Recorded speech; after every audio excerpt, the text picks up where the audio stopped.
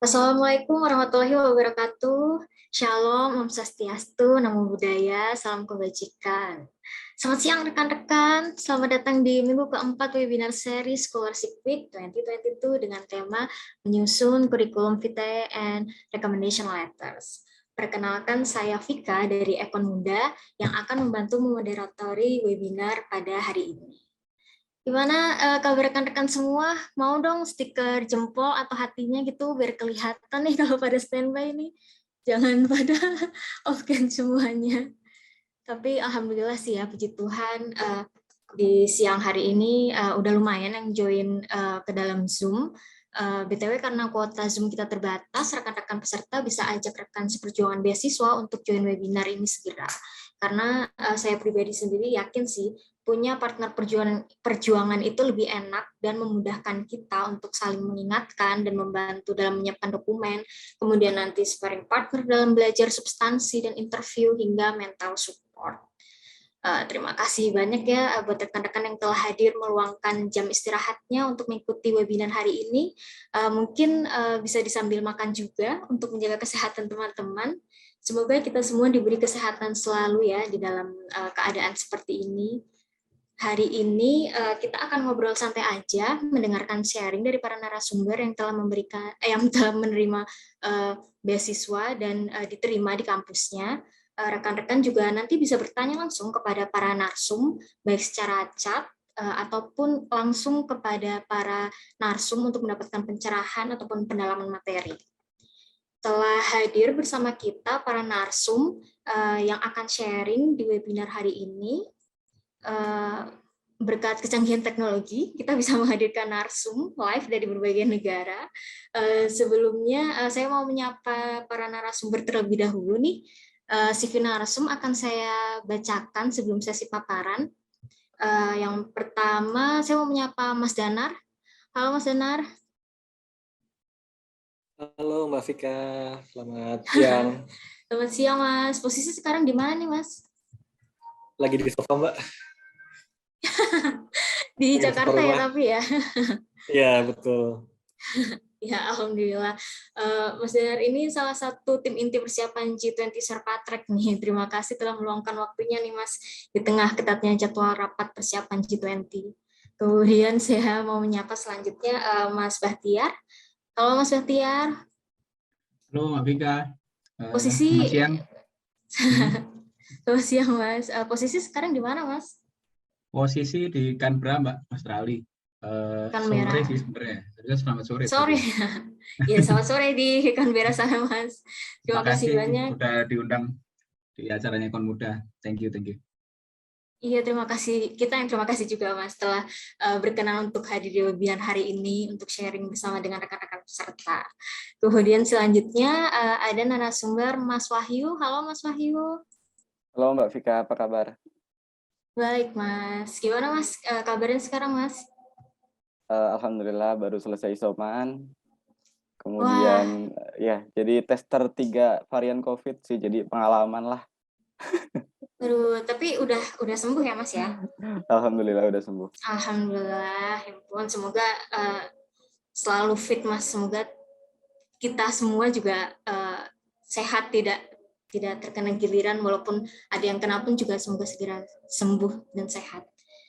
Terima kasih kepada Mas Wahyu yang baru saja sembuh dan sekarang katanya sedang mencari data ya Mas ya untuk tesisnya. Di tengah kesibukan Mas Wahyu, terima kasih sekali telah menyempatkan waktunya untuk hadir di webinar hari ini bersama kita.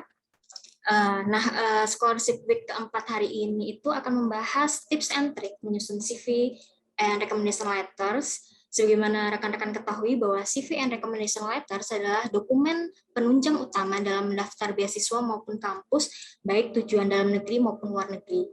Bisa saya infokan kepada rekan-rekan bahwa saat ini terdapat beasiswa yang sedang dan akan buka, di antaranya untuk Fulbright sudah buka dan akan buka hingga 1 Maret 2022.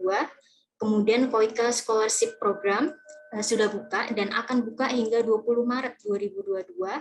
Australia Award Scholarship sudah buka dan akan buka hingga 29 29 April 2022, kemudian LPDP sendiri akan segera buka besok, tanggal 25 Februari 2022.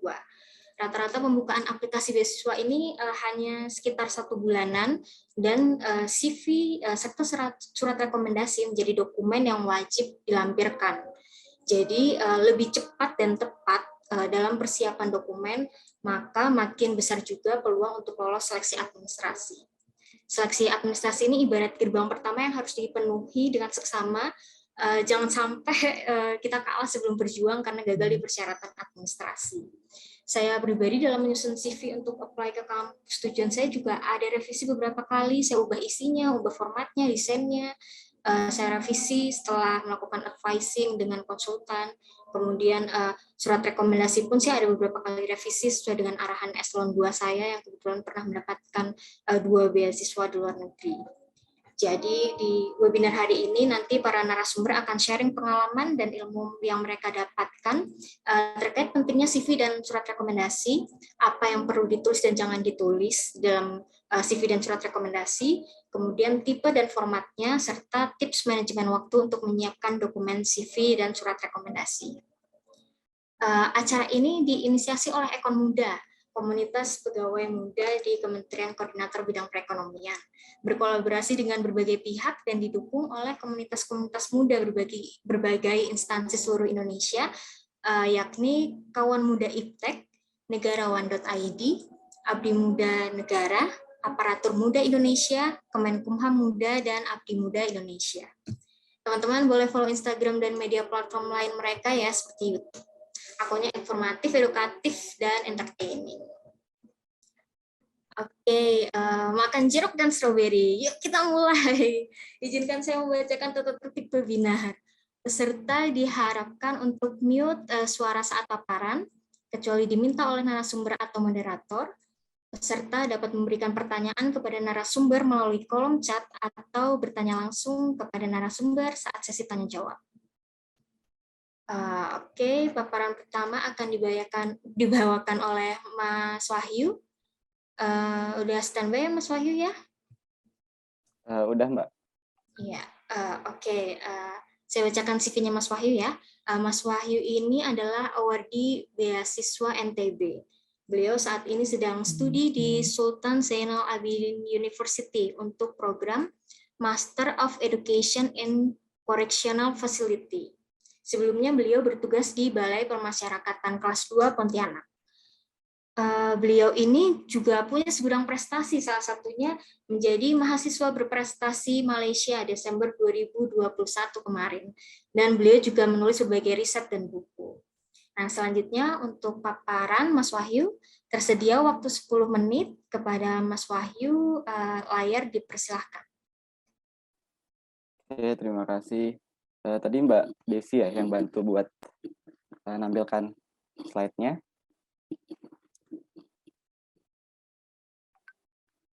Oke, sambil menunggu slide-nya siap ya, perkenalkan teman-teman yang hadir pada siang hari ini. Saya Wahyu Saifuddin, saat ini saya sebagaimana yang tadi disebutkan Mbak Vika, saya bertugas di Kementerian Hukum dan HAM di UPT Balai Pemasyarakatan. Kemudian aktivitasnya yaitu melaksanakan tugas belajar dan alhamdulillah sudah di tahap akhir ya, di semester akhir untuk proses riset tesis saya. Nah, pada siang hari ini saya diberikan kesempatan yang pertama oleh tim dari Ekon Muda. Jadi biasanya kalau yang pertama itu sifatnya pembuka ya, jadi pembukaan. Jadi nggak terlalu serius untuk yang kedua dan ketiga. Nanti untuk pertanyaan dan yang isinya berbobot biar di pemateri kedua dan ketiga. Gitu aja.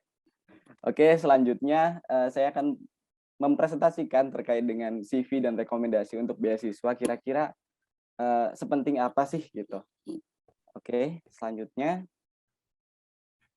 Ya, betul. Jadi CV dan rekomendasi itu nggak cuma penting ya, tapi penting banget gitu. Karena semua beasiswa itu mempersyaratkan hal tersebut gitu.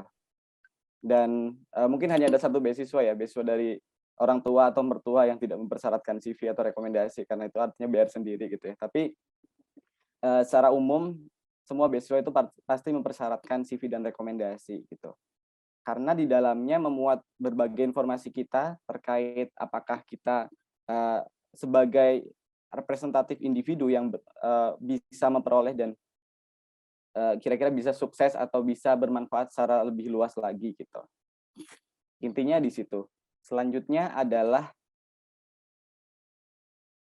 5 alasan kenapa CV itu penting gitu. Jadi kenapa ada 5? Sebenarnya banyak banget alasannya. Coba 5 ini biar gampang diingat gitu ya teman-teman semuanya. Jadi saya pakai 5 alasan kenapa CV itu penting gitu.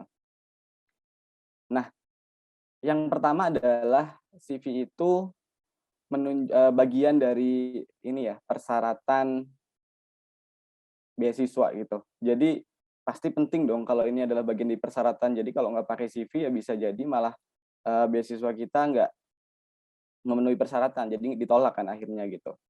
Nah, kemudian yang kedua adalah menunjukkan kesan pertama. Jadi sebelum rekruter gitu ya melakukan interview atau menyeleksi berbagai macam berkas yang ada, mereka itu akan melihat CV terlebih dahulu.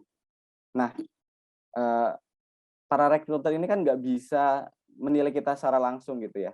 Dan medium yang paling mudah gitu adalah dengan melihat CV maupun rekomendasi gitu.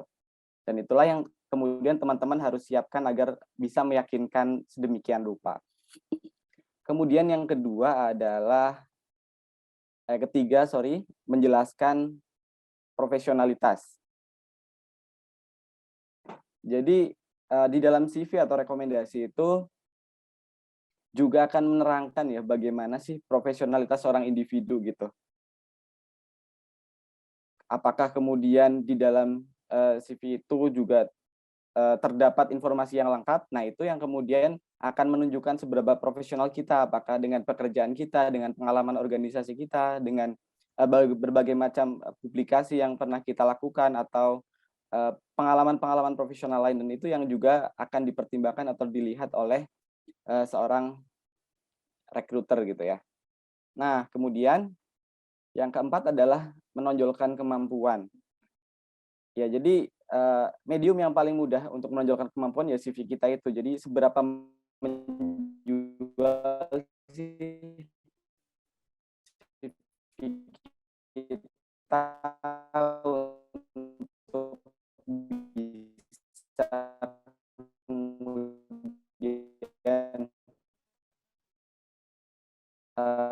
bisa lolos dalam seleksi administrasi gitu ya, untuk kemudian bisa lebih dalam sebagai seorang untuk menunjukkan kelebihan, kelemahan, tapi kita juga harus jelaskan dengan jujur gitu. Selanjutnya adalah juga menjelaskan diri Anda secara singkat gitu. Jadi dalam kurikulum vitae itu kita kan tentu menuliskan semua hal yang ada dalam diri kita gitu. Baik itu data gitu ya, pengalaman, kemudian berbagai macam aktivitas yang kita lakukan gitu, baik dalam ranah pekerjaan atau ranah organisasi non-profit gitu. Nah, jadi di situ juga langsung juga menjelaskan gitu ya, apa diri kita secara singkat. Ya, kemudian selanjutnya adalah rekomendasi ya. Jadi sebenarnya CV dan rekomendasi itu kayak setali tiga uang gitu loh, kayak berpasangan. Kalau CV itu lebih ke bagaimana kita kemudian menjual diri kita, kalau rekomendasi lebih ke penilaian orang lain untuk mengkonfirmasi gitu ya, bahwa apa yang kita tuliskan dan sampaikan di CV adalah hal yang benar gitu. Nah, oleh karena itu kenapa kemudian 5 alasan rekomendasi itu penting? Pertama, karena berisi penilaian dari atasan ya, atau orang yang tahu banget tentang kita. Terutama bagi kita yang sudah punya pengalaman kerja, atau teman-teman yang sudah punya pengalaman kerja, tentunya atasan kan tahu banyak hal ya mengenai bagaimana kontribusi kita di perusahaan maupun di institusi maupun di kantor gitu. Nah, jadi penilaian tersebut adalah hal yang penting untuk bisa dipertimbangkan oleh seorang rekruter. Nah, kemudian yang kedua adalah menunjukkan urgensi program yang dilamar. Salah satu pertimbangan ya saya kira untuk pemberi beasiswa adalah manfaat dari program itu ya, kayak misalkan program atau jurusan atau bidang gitu untuk mungkin masyarakat atau audiens yang lebih luas. Nah, artinya bukan hanya manfaat itu untuk kita saja.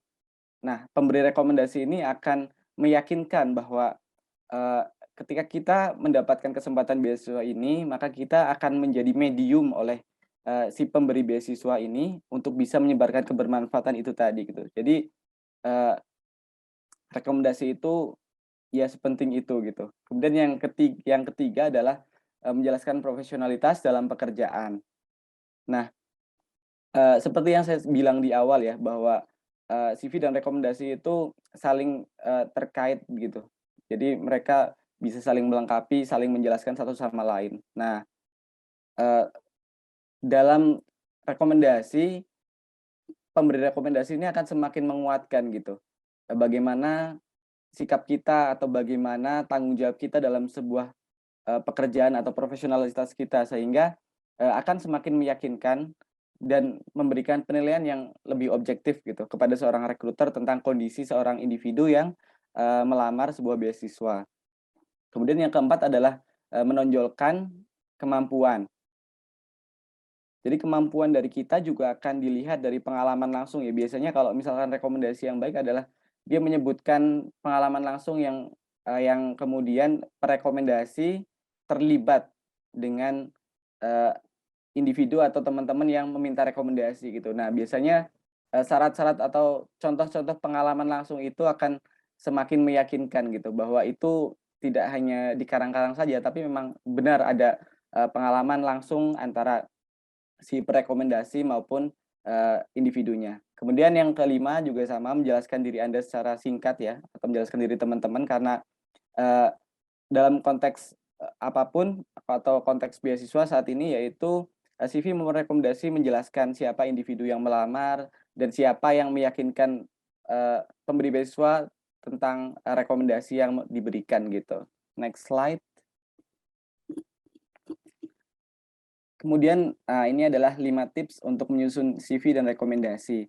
Yang pertama adalah, tips untuk, CV dulu ya, yaitu hindari format berlebihan gitu. Jadi kalau misalkan teman-teman lihat gitu ya, banyak banget sekarang contoh di internet gitu. Kalau saya lebih suka pakai yang di Canva sih gitu untuk variasi-variasi CV gitu. Tapi juga tetap kita harus memperhitungkan atau mempertimbangkan gitu tujuan CV itu untuk apa sih gitu. Kalau misalkan untuk, beasiswa, ya diusahakan formatnya seformal mungkin gitu. Jangan sampai, yang rame-rame itu justru akan mengurangi, CV kita gitu. Kemudian yang kedua adalah tuliskan riwayat pendidikan yang up to date saja walaupun kita tahu gitu ya, kita mungkin dari TK atau ada yang nggak TK gitu kayak saya atau misalkan SD, SMP, SMA. Nah kita, eee, nggak perlu tuh kita masukkan semuanya riwayat pendidikan itu gitu. Jadi cukup yang terakhir misalkan kita akan meng-apply untuk S1 kita bisa tampilkan yang SMA, untuk S2 kita bisa tampilkan yang S1 dan seterusnya gitu.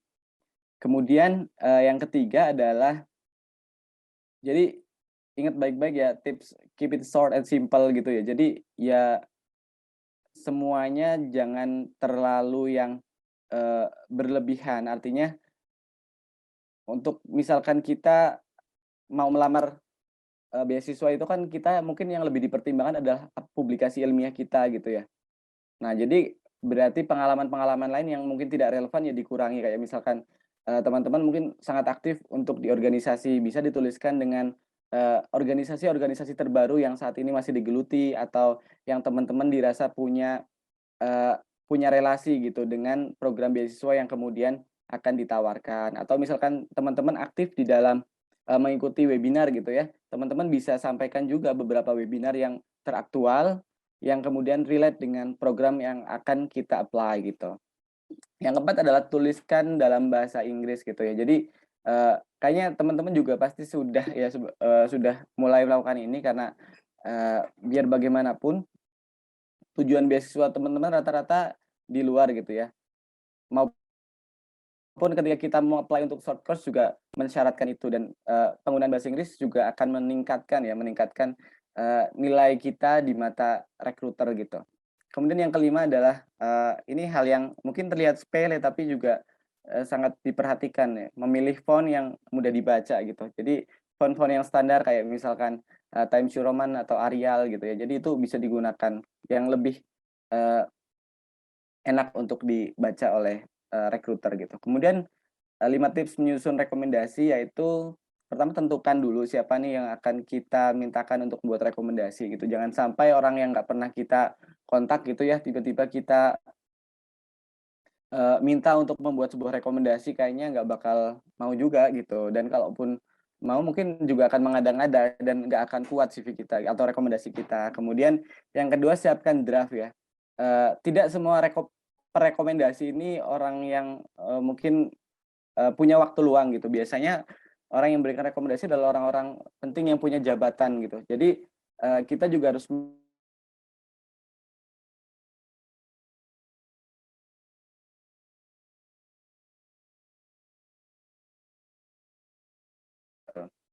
kemudian yang ketiga untuk rekomendasi gitu ya, buat tidak terlalu panjang, jadi cukup 1-2 halaman saja. Kemudian di dalam rekomendasi itu juga berisi terkait dengan keunggulan kita ya dalam bidang akademik maupun non akademik yang pernah kita dapatkan, dan terutama kalau bisa adalah yang pernah rekomendasi ini tahu langsung gitu atau terlibat langsung terkait dengan hal itu gitu. Oleh karena itu pentingnya memilih rekomendasi yang bisa memberikan yang kita paham betul track record-nya dan dia juga mengenal kita adalah hal yang sangat penting. Kemudian yang kelima adalah jelaskan hal lain yang tidak ada dalam transkrip atau CV kita. Jadi kayak misalkan melakukan project bareng, kita pernah sukses dalam mendapatkan award atau grant penelitian dan lain-lain, ya itu penting banget sih untuk dimasukkan ke dalam sebuah rekomendasi agar lebih berisi gitu. Kemudian selanjutnya adalah saya akan memberikan ini ya contoh. Ini masih ada waktunya nggak ya, Mbak? Contoh ini apa? Mau Masih, ngasih Mas. lihat masih ya? Oke, Iya. jadi saya mau izin untuk share screen dulu untuk saya menunjukkan CV. Udah kelihatan belum ya, Mbak? Udah nih barusan, Mas. Oh ya, ini.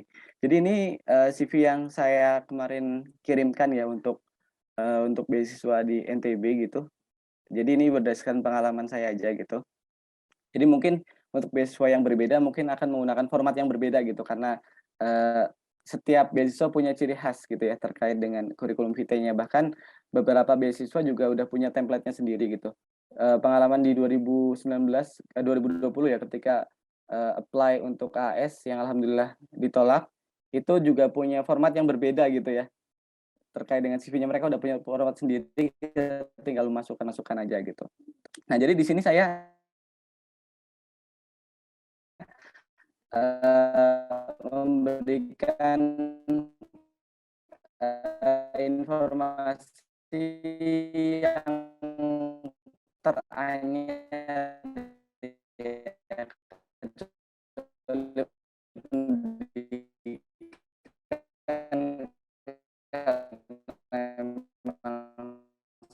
saya lulus di 2016 untuk S1, jadi tetap saya masukkan atau 4 tahun masuk dunia Halo, Mas Wahyu. posisi gitu ya. Nah ini gue yang kan bahwa memang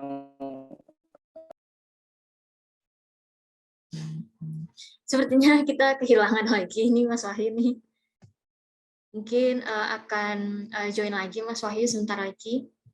Atau sepertinya sih nanti untuk bagian CV-nya akan disusul sama Mas Wahyu nanti ya, waktu Mas Wahyu masuk. Mungkin kita bisa ke paparan selanjutnya. Move ke paparan kedua. Sekali lagi bagi rekan-rekan peserta yang ingin bertanya kepada narsum, bisa langsung tulis di kolom komentar untuk moderator bacakan nanti, atau raise hand saat sesi tanya jawab nanti untuk bertanya secara langsung kepada para narasumber. Paparan kedua akan dibawakan oleh Mas Danar. Mas Danar Anindito ini merupakan awardee LPDP 2018 dan baru saja menyelesaikan studi Master of Sustainable Development di Uppsala University di Swedia. Saat ini beliau bertugas di Keasdepan Kerjasama Ekonomi Bidang Multilateral dan merupakan tim inti penyelenggara Sherpa Track G20. Mas Danar sudah siap ya? Siap, Mbak Vika. Ya, waktu sekitar 10 menit, Mas. Untuk Mas Danar, layar dipersilakan. Ya, selamat siang teman-teman semua. Terima kasih Mbak Vika dan juga Mas Wahyu yang sangat mencerahkan. Jadi mungkin sesuai dengan mungkin kong kali kong antara saya dengan Mas Wahyu dengan Mas Hanif. Jadi biar kita nggak ada overlapping, jadi saya akan membawakan materi tentang tipe dan format rekomendasi. Nah, terkait hal ini, mungkin saya akan banyak share terkait pengalaman saya mungkin ketika saya beberapa kali mencoba apply beasiswa dan apply universitas. Ya, mungkin next. Ya, next Mbak Desi. Nah, karena kita konteksnya lagi ngomongin soal beasiswa, maaf. Nah, karena kita konteksnya lagi ngomongin soal beasiswa, soal kuliah S2 atau mungkin S3, jadi saya hanya akan akan mengelompokkan jenis rekomendasi berdasarkan 2 jenis. Yang pertama itu untuk daftar universitas, dan yang kedua itu untuk daftar beasiswa. Nah, untuk 2 tipe ini sebenarnya dapat dikatakan hanya ada 2 jenis. Yang pertama berasal dari profesional, yang kedua dari akademisi. Nah, mungkin sekarang kita mulai dari ini dulu kali ya, dari universitas dulu kali ya. Jadi mungkin kalau teman-teman udah pernah ada yang mulai searching kampus masa depannya, kampus targetnya, kampus tujuannya, jangan lupa teman-teman buka yang bagian requirement, karena bagaimanapun juga itu merupakan hal yang sangat penting agar kita dapat memenuhi syarat ditetapkan oleh para institusi kampus tersebut. Nah, biasanya tuh walaupun nggak semuanya, namun sebagian besar tuh mereka tuh minta semacam rekomendasi atau kadang-kadang minimal ada yang minta reference. Nah, biasanya kalau cuma reference biasanya cukup kayak mungkin kontak dosen kita atau mungkin kontak bekas atasan kita. Nah, namun kalau misalnya udah minta suatu rekomendasi, mau nggak mau kita harus bikin semacam surat yang intinya merekomendasikan kita lah agar dapat diterima di universitas yang kita tuju. Nah, terkait ini kita harus cek dulu nih kira-kira kampusnya ini minta dari siapa? Apakah minta dari profesional? Apakah minta dari akademisi? Nah, sepengetahuan saya itu biasanya kalau buat yang apply yang MBA, biasanya mereka minta yang dari profesional. Karena apa? Karena mungkin ini saya mau koreksi juga mungkin kalau misalnya teman-teman yang mungkin lebih paham, karena terkait masalah terkait yang bisnis atau masih bisnis, jadinya mereka lebih membutuhkan rekomendasi dari ex kolega kantor kita yang terkait masalah isu-isu di MBA. Nah, kemudian untuk yang tipe yang berikutnya yang dari akademisi, biasanya sih umumnya sih rata-rata tuh kampus tuh minta yang dari akademisi. Jadi kebetulan juga saya udah sempat juga apply 3 kampus dan alhamdulillah ketiga-tiganya keterima ya mungkin ada pengalaman saya pas coba apply Manchester, Melbourne sama Uppsala. Itu Uppsala dengan Manchester mereka minta rekomendasi dari akademisi. Cuman untuk Melbourne saya lupa apakah waktu itu pakai rekomendasi atau enggak. Jadi mungkin Mas Bahtiar bisa mengkoreksi mungkin karena Mas Bahtiar sempat juga kuliah di sana. Jadi saya takut salah juga. Nah, untuk yang dari akademisi ini pastiin teman-teman masih berhubungan baik dengan mungkin supervisornya atau mungkin dengan pejabat kampusnya. Karena bagaimanapun juga tanpa adanya rekomendasi ini ya teman-teman ya nggak bisa dipertimbangkan, karena rekomendasi ini penting buat buat dijadikan dasar bagi kampus yang kita tuju sebagai sebagai approve bahwa kita itu merupakan yang qualified lah secara akademis. Nah, untuk ini nah kadang-kadang kan ada juga kan yang mungkin kayak contoh kayak saya tuh sebenarnya bukan tipikal orang yang menonjol ya ketika satu ya. Saya bukan orang yang kayak IPK-nya tinggi. Saya IPK pas-pasan lah, cuma 3,09 lah. Nggak kecil lah. Nah, dan saya pun juga nggak terlalu menonjol. Nah, makanya dulu pas saya minta rekomendasi itu agak sempat ragu juga karena ya saya merasa bukan tipe orang yang cukup brilian lah untuk masalah akademis di kampus lah. Nah, untungnya dalam hal ini saya punya supervisor yang baik lah, dan untungnya lagi rupanya pas saya mau minta rekomendasi itu pas dia lagi jadi ketua lembaga dan nggak lama kemudian jadi dekan. Jadi ya benar-benar sebuah keberuntungan, dan untungnya juga dia juga sangat welcome lah ketika saya minta rekomendasi. Jadi waktu saya tuh nyiapin 2. Pertama dari bekas supervisor saya yang akhirnya menjadi dekan, dan yang kedua itu saya minta dari dekan fakultas saya, dari Fakultas Hukum UI. Nah, untuk yang dari dekan ini kan sebenarnya kan saya kan nggak kenal.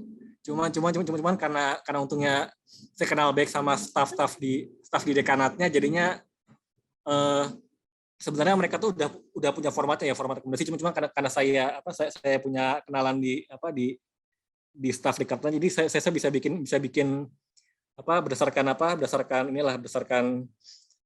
masukan saya lah, dan alhamdulillah disetujuin dan ditandatangani sama dekan saya. Jadi buat teman-teman ya sebaiknya kalau bisa tetap menjaga hubungan baik dengan dosennya pas S1, karena ya ketika teman-teman membutuhkan buat apply kampus ini bakal kepake lagi.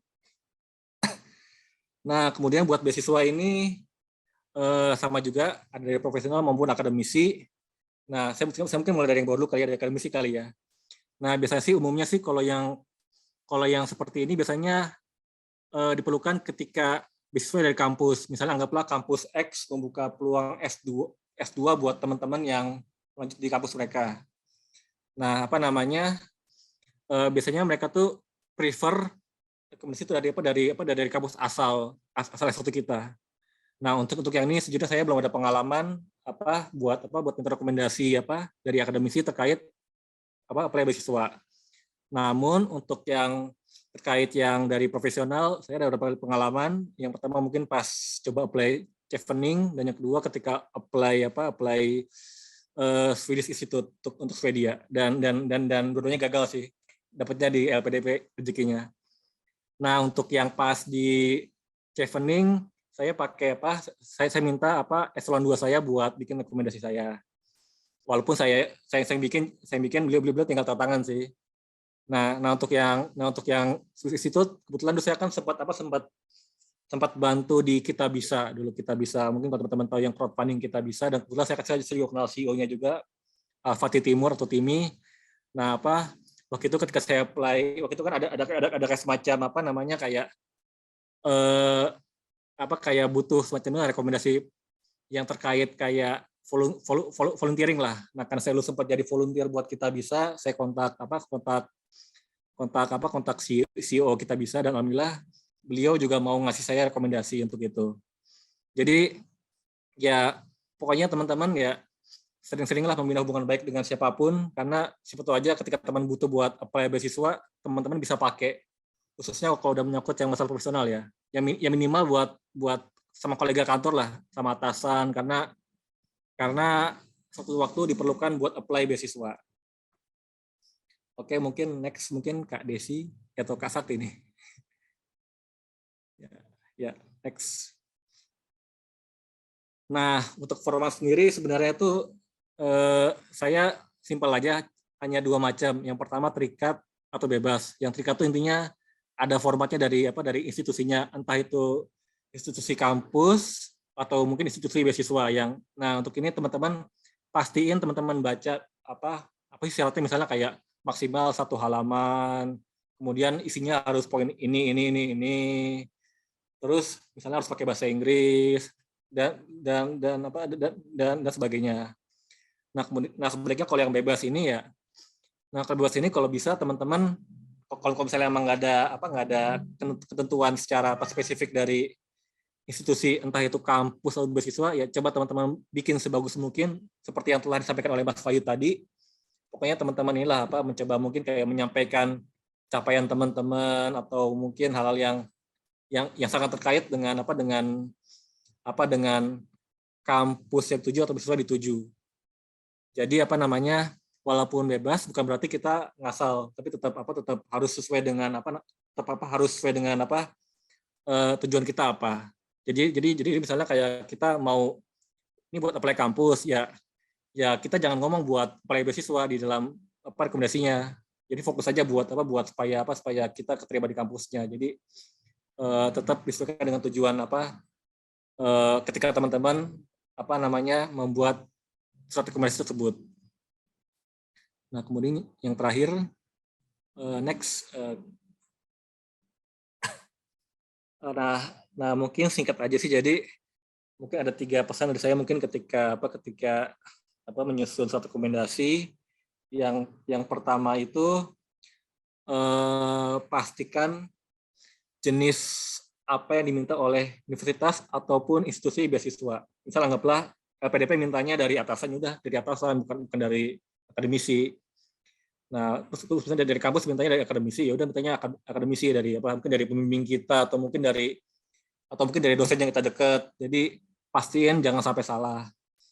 Nah, yang kemudian kedua, pastikan ada nggaknya format yang ditetapkan. Jadi jangan sampai misalnya kampus ini mintanya maksimal 1 halaman, tapi teman-teman malah bikin 2 halaman. Jadi jangan sampai hal-hal sekecil ini tuh membuat teman-teman jadi diabaikan aplikasinya.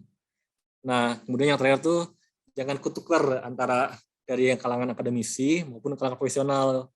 Ya misalnya ini mintanya dari rekomendasi dari akademisi, ya teman-teman jangan ngasih rekomendasi dari bos teman-teman, kecuali kalau misalnya bos teman-teman ini emang akademisi ya, foto bos kakak. Tapi kalau misalnya bos teman-teman mungkin pengusaha, mungkin PNS, mungkin konsultan, ya jangan sampai salah lah pokoknya.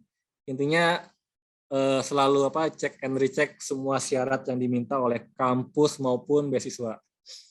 Pokoknya pastiin apapun tujuan teman-teman ketika ngejar beasiswa ataupun ngejar kampus S2 atau S3, hal yang pertama harus dibaca itu adalah syaratnya dulu. Itu mungkin sekian dari saya. Terima kasih. Terima kasih Mas Danar atas paparannya. Benar sekali sih ya Mas Danar, kita tuh perlu cek requirement di websitenya. Mereka tuh minta surat rekomendasi dari profesional atau dari akademisi, jangan sampai kita salah melampirkan gitu ya Mas ya. Kemudian berdasarkan pengalamannya Mas Danar tadi, walaupun IPK-nya ya pas-pasan lah dan nggak begitu aktif dulu di kampus, tapi jangan berkecil hati untuk tetap minta surat rekomendasi ke dosen. Dan penting sekali untuk menjaga hubungan baik dengan dosen-dosen kampus yang dulu dan relasi profesional lainnya. Move ke paparan selanjutnya, last but not least, paparan oleh Mas Bahtiar. Mas Bahtiar udah siap ya Mas ya? Sip, aman. Ya, Mas Muhammad Hanif Bahtiar adalah award di LPDP 2019 yang saat ini sedang melaksanakan tugas belajar di Australia National University untuk program Master of Climate Change. Sebelumnya, beliau bertugas di Deputi BUMN dan Riset Inovasi Kemenko Perekonomian. Waktu paparan ada sekitar 10 menit. Kepada Mas Bahtiar, waktu dan layar kami persilahkan. Oke, terima kasih Mbak Vika atas kesempatannya. Terima kasih Ekon Muda udah diundang dalam acara sharing Scholarship Week ini ya, dalam topiknya memperoleh surat rekomendasi beasiswa dan CV. Seperti tadi Mas Danar udah sampaikan, kita bertiga udah janjian nih ceritanya teman-teman. Jadi kita udah bagi materinya supaya nanti berkesinambungan dan nggak ngulang-ngulang gitu. Tadi Mas Wahyu udah memulai dengan sangat baik, jadi beliau ngasih highlight bahwa CV itu adalah upaya kita menjual diri sendiri, sementara surat rekomendasi itu adalah bagaimana kita minta tolong orang lain untuk menjual diri kita. Nah, jadi ceritanya kalau kita daftar universitas atau daftar beasiswa itu kan ceritanya jualan ya teman-teman ya, dalam tanda kutip ya jualan. Nah, itu ada dua jalur untuk jualan itu tadi. Terus Mas Danar sudah menyampaikan bahwa surat rekomendasi beasiswa itu penting seberapa penting, terus habis itu jenis apa yang perlu kita tuliskan dalam surat rekomendasi kurang lebih sudah disampaikan Mas Danar. Masih putus-putus kah teman-teman? Udah ya? Udah aman ya? Oke. Sorry. Oke, boleh dilanjut Mas Sakti. Kali ini saya akan lebih fokus ke surat rekomendasi dan gimana cara memperolehnya ya. Tadi sekilas saya udah baca di chat, udah mulai banyak pertanyaan dan mudah-mudahan yang saya sampaikan selama 5-10 menit ini bisa kurang lebih menjawab lah dikit-dikit lah pertanyaan teman-teman. Jadi yang pertama kita akan bahas siapa yang bisa diminta untuk memberikan surat rekomendasi. Mungkin teman-teman yang baru memulai perjuangannya untuk berburu beasiswa dan mendaftar di Universitas Pendidikan Lanjutan tuh masih ada yang belum kebayang atau yang udah pernah tapi masih merasa belum serg gitu ya dalam menyiapkan surat rekomendasi. Jadi intinya sebenarnya kita bisa bagi jadi tiga bagian besar. Secara umum tuh ada tiga jenis tuh surat rekomendasi itu. Yang pertama adalah rekomendasi profesional. Profesional ini diartikan bahwa ini terkait dengan keprofesian, jadi terkait dengan pekerjaan. Nah, siapa yang cocok untuk memberikan rekomendasi ini? Paling gampang ya atasan. Atau mungkin kalau teman-teman itu sudah pernah bekerja di beberapa tempat, ya mantan atasan juga bisa. Jadi nggak harus atasan yang sekarang. Mantan atasan juga bisa. Begitu juga dengan senior atau supervisor yang pernah istilahnya posisinya jabatannya di atas kita, yang pernah menugaskan kita sesuatu di tempat kerja, atau bisa juga yang loncat langsung bos tertinggi, pimpinan tertinggi di tempat kerja teman-teman. Itu kemungkinan yang bisa kita mintain surat rekomendasi. Yang kedua adalah rekomendasi akademis. Nah, karena akademis ya berarti dari dunia akademis, berarti dari tempat teman-teman melakukan pendidikan sebelumnya. Misalkan yang S1 ya dari SMA, yang S2 ya berarti dari S1-nya. Nah, itu paling gampang, top of mind-nya adalah dosen pembimbing akademik. Jadi misalkan teman-teman udah pernah bikin skripsi atau pernah bikin project apa gitu ya, bikin research di kampus, di pendidikan sebelumnya, itu adalah yang paling gampang dan paling tepat sih kalau menurut pengalaman saya adalah dosen bimbing akademik. Lalu bisa juga dosen lain, jadi nggak melulu dosen akademik ya, dosen bimbing ya.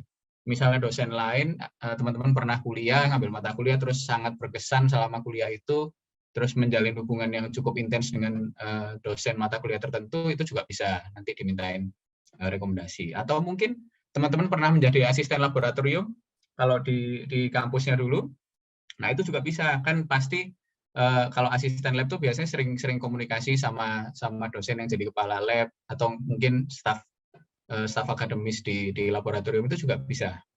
Ada yang ketiga nih yang kadang-kadang suka kelewat, suka teman-teman ada yang belum semua tahu. Itu adalah rekomendasi umum. Nah, rekomendasi umum ini saya pernah baca ya dan pernah diceritain sama senior saya tuh. Rekomendasi umum ini ternyata juga kadang-kadang bisa jadi senjata rahasia kita waktu kita melamar ke sebuah beasiswa atau universitas. Nah, ini biasanya bisa diberikan oleh tokoh masyarakat atau pimpinan organisasi di mana kita pernah ikut gitu. Misalnya apa ya?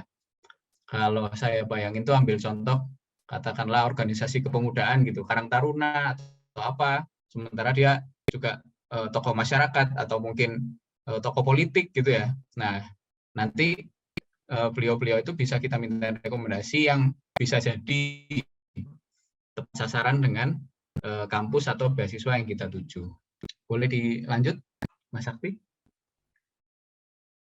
Setelah tahu siapa-siapa yang bisa kita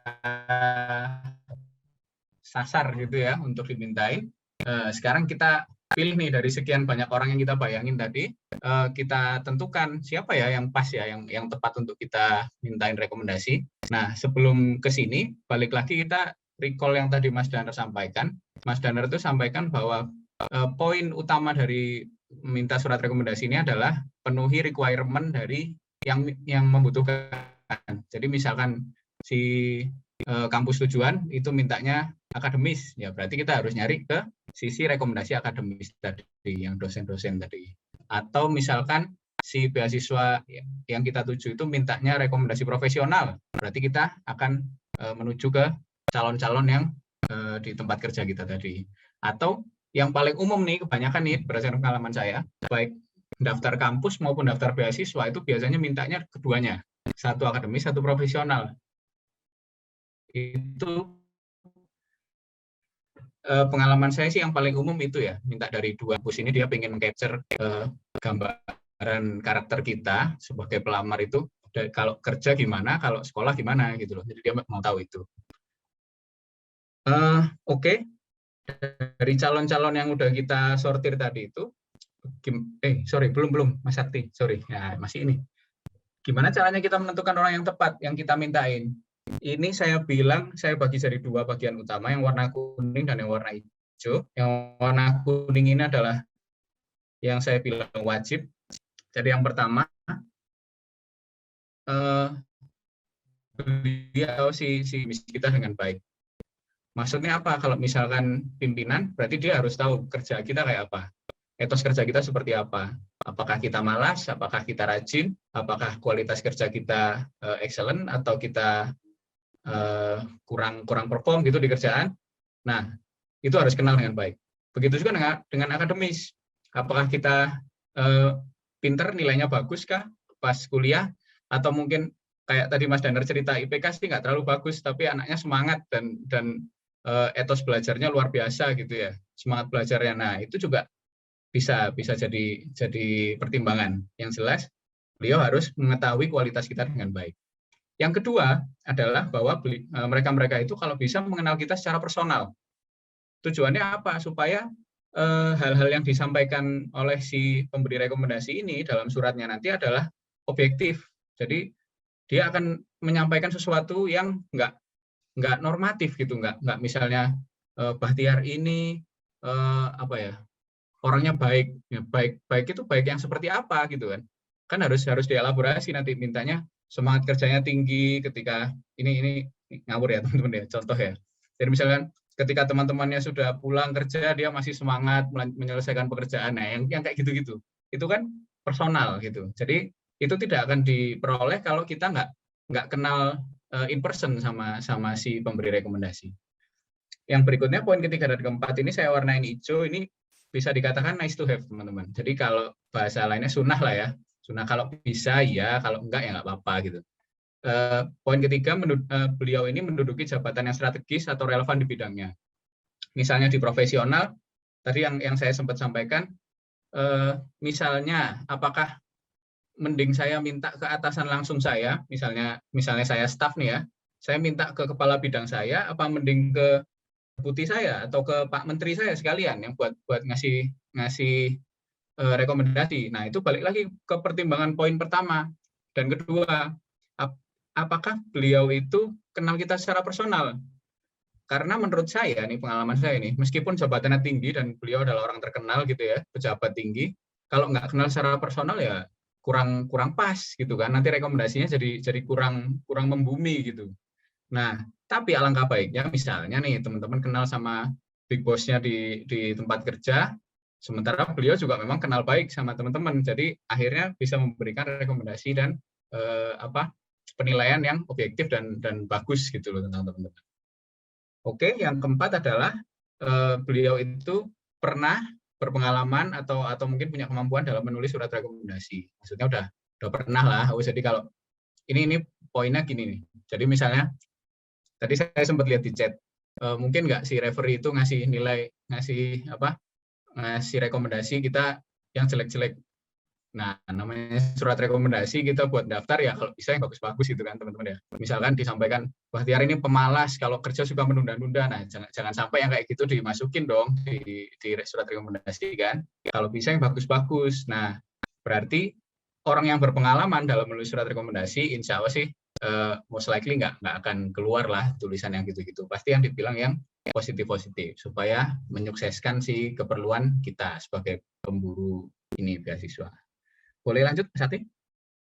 Poin ketiga. Nah, oke, sekarang kita udah tahu kebutuhan yang kita cari ini surat rekomendasi jenis apa, apakah akademis, profesional, atau yang umum. lalu kita sudah sortir siapa-siapa yang kemungkinan bisa memberi kita rekomendasi yang tepat. Habis itu kita tentukan, oke, saya mau minta tolong ke Bapak A, ke Ibu B, ke Mas C gitu misalnya ya. Nah, sekarang tipsnya, gimana caranya? Sebelum kita mendapatkan surat rekomendasi itu pasti kita akan ada fase kita komunikasi dengan mereka. Kita akan ngobrol dan minta tolong ke mereka, ya kan? Kita akan sampaikan bahwa intinya Pak atau Bu, saya perlu minta Anda untuk menuliskan rekomendasi untuk saya. Saya mau ngelamar ke kampus ini atau ke beasiswa ini. Tolong dibuatkan surat rekomendasi Anda tentang saya.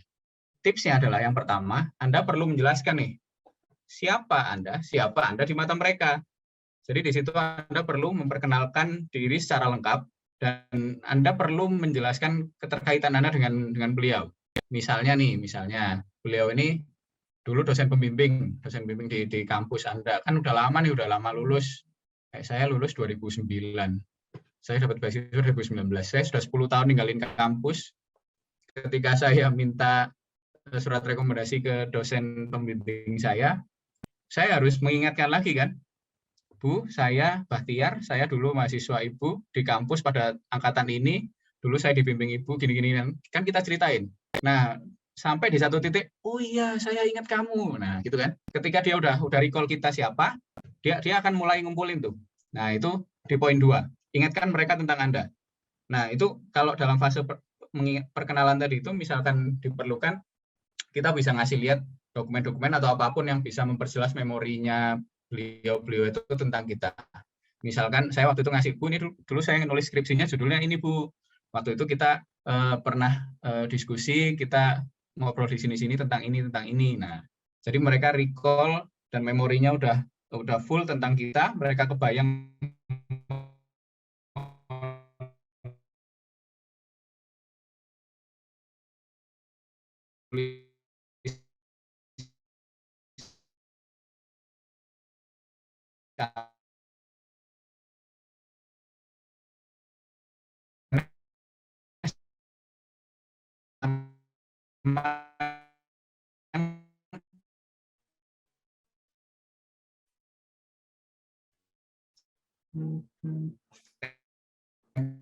Halo Mas Bahtiar.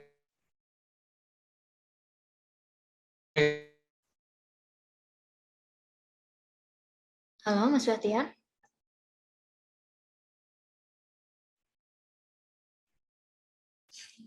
Sepertinya ada gangguan koneksi lagi sama Mas Bahtiar.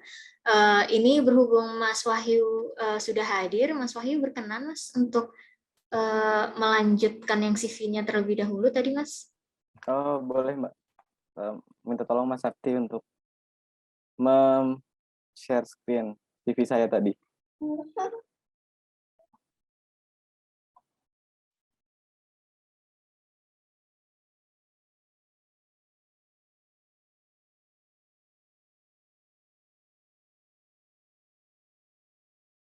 Oke, ke bawah lagi Mas, tolong Mas.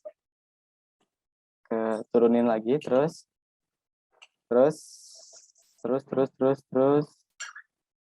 Nah, tadi sampai di publikasi ya, kalau nggak keliru gitu.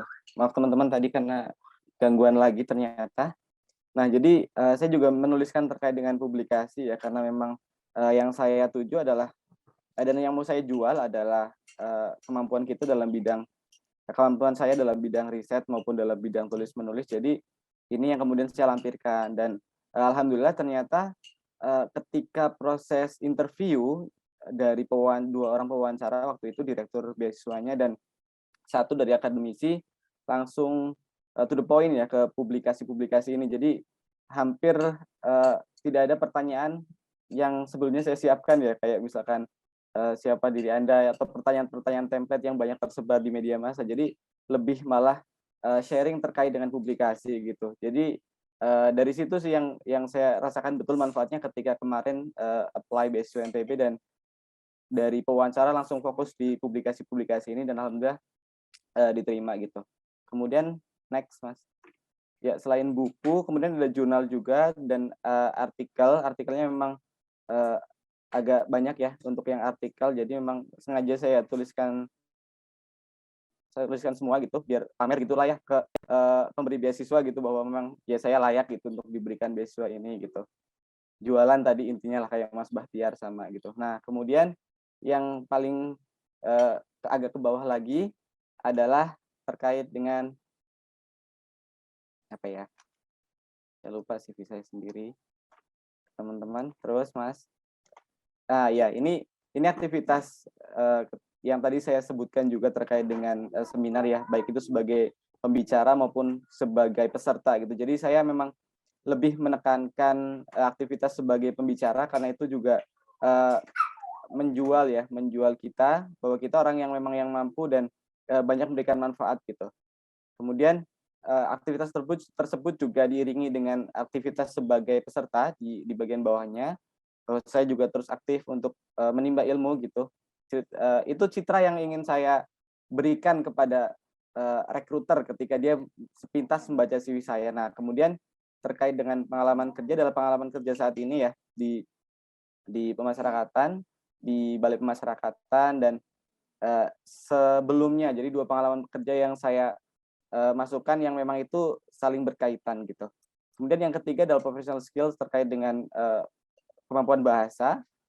Kemudian di bawahnya lagi ada pengalaman organisasi. Jadi saya cerita bahwa saya aktif di berbagai macam organisasi sejak kuliah gitu ya hingga sekarang. Dan yang terakhir adalah personal achievements ya. Jadi bahwa kita juga termasuk individu yang kompetitif gitu ya, dan mau berusaha untuk mendapatkan apa yang memang sudah kita ikhtiarkan atau kita niatkan gitu. Jadi di situ kita juga bisa melihat bahwa seorang pelamar adalah individu yang gigih gitu ya, atau tidak mudah menyerah. Jadi itu poin-poin yang saya sampaikan dalam CV saya. Kemudian itu juga yang alhamdulillah membawa saya menjadi salah seorang awardee beasiswa NTB ya. Gitu aja sih untuk tadi yang tertunda, teman-teman.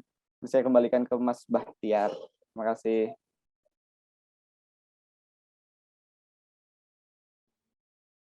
Iya, terima kasih banyak Mas Wahyu untuk paparan poin-poin yang tadi, kemudian dilanjutkan dengan contoh format CV-nya. CV-nya benar-benar based on personal success story yang kemarin ya Mas ya. Luar biasa banget sih saya lihatnya. Publikasinya banyak banget, aktif di berbagai kegiatan juga. Semoga bisa memberikan gambaran bentuk CV dan surat rekomendasi untuk peserta rekan-rekan agar bisa memberikan citra yang baik bagi rekruter beasiswa maupun kampus. Mungkin selanjutnya kita bisa lanjut ke Mas Bahtiar. Silahkan Mas. Oke, sorry ya, Fik. Teman-teman, saya izin video off ya. Barangkali sinyalnya agak jelek nih. Nah ini sharing juga teman-teman, ternyata di Australia juga sama aja sinyal on off juga. Oke, kita lanjut tadi sampai poin 3 ya. Jadi kita sampaikan ke pemberi rekomendasi kenapa kita, untuk keperluan apa kita minta surat rekomendasi itu, lalu poin-poin apa yang perlu disampaikan mereka di surat rekomendasi untuk kita. Nah, di poin yang keempat ini tadi sempat disinggung juga sama Mas Danar, pengalaman beliau yang ngedraft, si pemberi rekomendasi tinggal tanda tangan. Nah, ini juga dialami oleh banyak orang termasuk saya nih ya. Jadi setelah pengalaman saya nih, yang tadi saya lanjutin cerita dengan dosen pembimbing saya di kampus, itu saya ngobrol, beliau sudah ingat saya, beliau sudah bisa memorinya udah komplit nih, Bahtiar ini siapa, kebaikannya apa gitu ya, plus poinnya apa gitu ya. Tapi untuk nulis mereka masih nggak pede, teman-teman. Jadi di situ kita tawarkan Bu, kalau misalnya Ibu berkenan, biar saya tulisin aja, nanti Ibu tinggal setujuin poin-poin apa yang perlu ditambahkan, dikurangi, nanti tinggal di tanda tangan gitu. Terus, nah, oh ya udah gitu aja lebih bagus Mas. Nah, jadi kadang-kadang itu ada pimpinan atau mungkin dosen kita, pembimbing akademik yang kayak gitu tuh. Jadi beliau kan juga sibuk ya, orang-orang itu sibuk, dan mungkin mereka memang willing untuk ngasih kita rekomendasi, dan mereka tahu dan mereka mau bersaksi tentang kebaikan kita gitu ya, tentang positivity kita. Tapi mereka nggak sempat nulis gitu kan. Bayangin aja bos-bos pejabat gitu, mereka harus menghadap laptop ngetik sesuatu untuk nulis surat rekomendasi, di mana yang minta itu bisa jadi bukan cuma kita gitu ya, anak buahnya kan banyak gitu, mahasiswanya banyak. Nah, jadi poin keempat ini tidak haram untuk dilakukan, dan banyak pengalaman nih saya dan teman-teman, banyak juga yang ternyata yang seperti ini. Boleh dilanjut, Mas Sakti? Nah, sekarang, nah masih yang ini, isi surat rekomendasi. Nah, ini jadi saya boleh sampaikan bahwa surat rekomendasi ini sebenarnya sifatnya sih, kalau kita minta ke mereka itu sifatnya pengajuannya tidak resmi. Tapi ketika sudah terbit, ketika sudah jadi surat rekomendasinya, itu bisa jadi dia surat resmi. Itu ditunjukkan dengan poin 1 yang saya tulis di sini adalah bahwa kop surat itu kadang-kadang juga diperlukan dalam surat rekomendasi. Ini biasanya untuk yang kalau di penjelasan Mas Danar tadi adalah yang surat rekomendasi yang tidak terikat ya, yang bebas. Jadi nggak ada template dari si pemberi beasiswa maupun dari kampusnya, nggak ada template-nya. Nah, itu suratnya itu kita bisa mintakan si atasan kita atau dosen kita di kampus dulu untuk menyampaikan rekomendasi itu atas nama institusi. Yang kedua adalah perlu dijelaskan bagaimana si pemberi rekomendasi ini mengenal Anda. Anda ini siapanya, dulu pernah berhubungan dalam apa, dalam proyek apa, dalam membuat tesis apa gitu, dan berapa lama mengenalnya. Poin ketiga adalah pernyataan bahwa beliau merekomendasikan Anda. Nah, ini perlu nih. Biasanya ini saya siapkan dalam satu paragraf terpisah. Itu kita perlu sampaikan tulisan bahwa saya merekomendasikan Bahtiar gitu ya, untuk ini ditulislah secara khusus di sini. Ini yang tadi Mas Harus juga sempat singgung. Jadi gini teman-teman, surat rekomendasi ini alangkah baiknya jika dia itu spesifik untuk satu keperluan.